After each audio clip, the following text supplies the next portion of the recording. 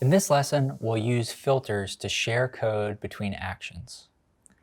Filters are methods that are run before, after, or around a controller action.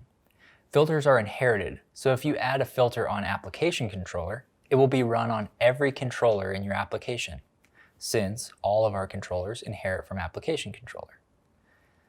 Before filters can halt the request cycle. A common before filter is one which requires that a user is logged in for an action to be run.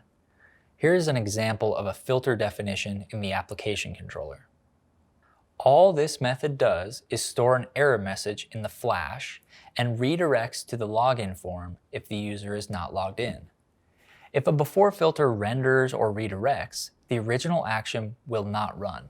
If any additional filters are scheduled to run after the before filter, these will also be canceled. Because this example before filter is defined in the application controller, all other controllers will inherit it. This will make every controller in the application require the user to be logged in order to use it. This would obviously be a problem, because in this case, even the logins controller would require the user to already be logged in.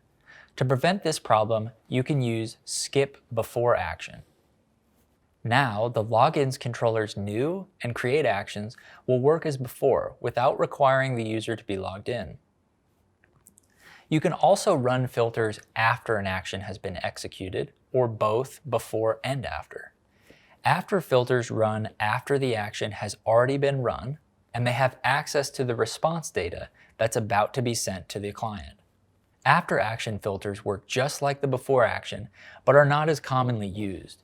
Your filter methods do not need to reside in application controller and can be used in a single controller only.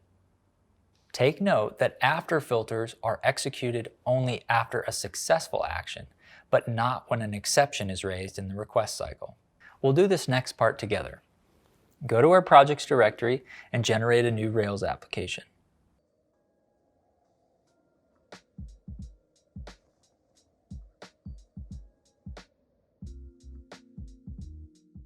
Then we need to create a database using Rails DB create.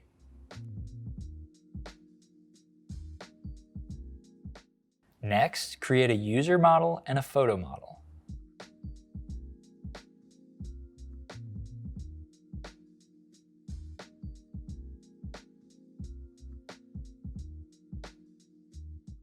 Then we need to run the migrations that were generated. We need to edit our config routes file to look like this.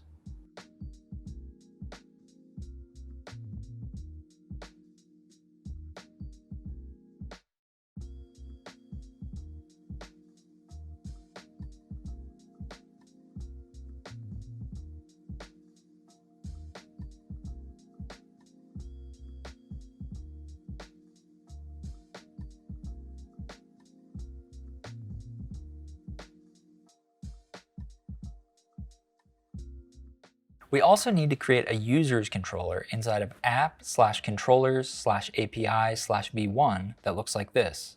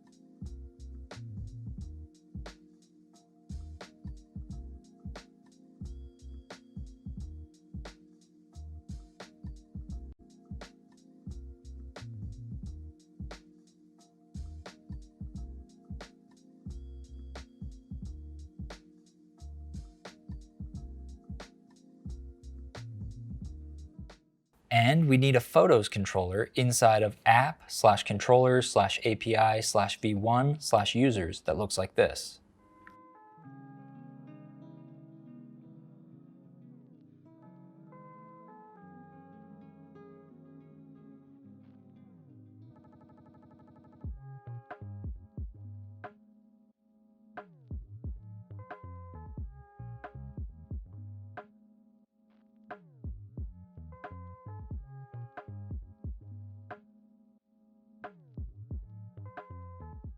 Now, we need to make sure that only authenticated users can reach these routes and prevent users from seeing each other's information.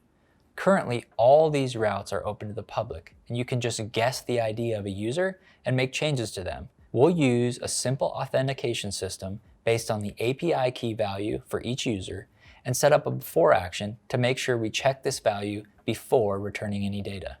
We're now going to add an authenticate user method to check for the API key header and set the current user. We also need a forbidden method to handle failed authorization checks. After adding the code, our application controller looks like this.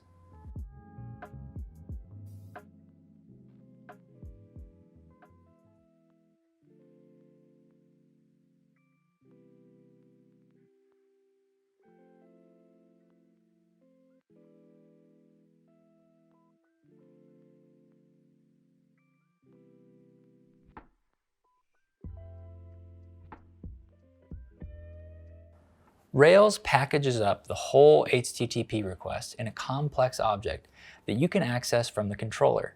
Here, we're accessing the value stored in an HTTP header named HTTP API key. We also want to authorize access to some protected routes like updating user data or listing transactions. Add the unique authorized user methods to their respective controllers. Notice that we'll be authorizing the user in both cases, but the way we authorize is dependent upon the individual controller.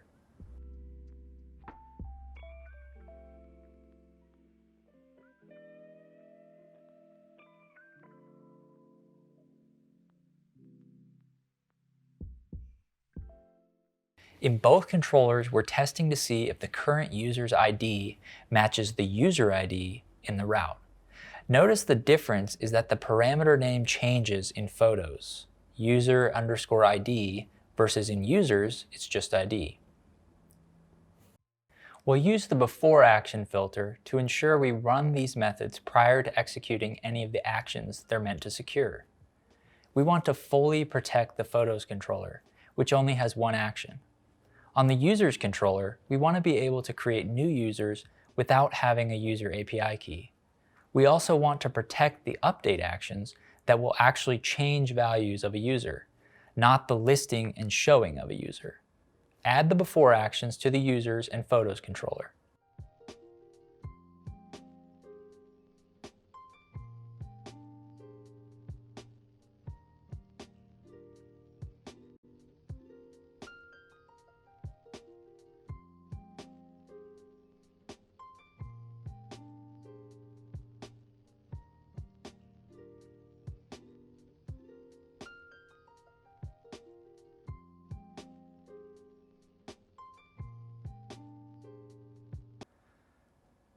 This next part you'll need to do on your own.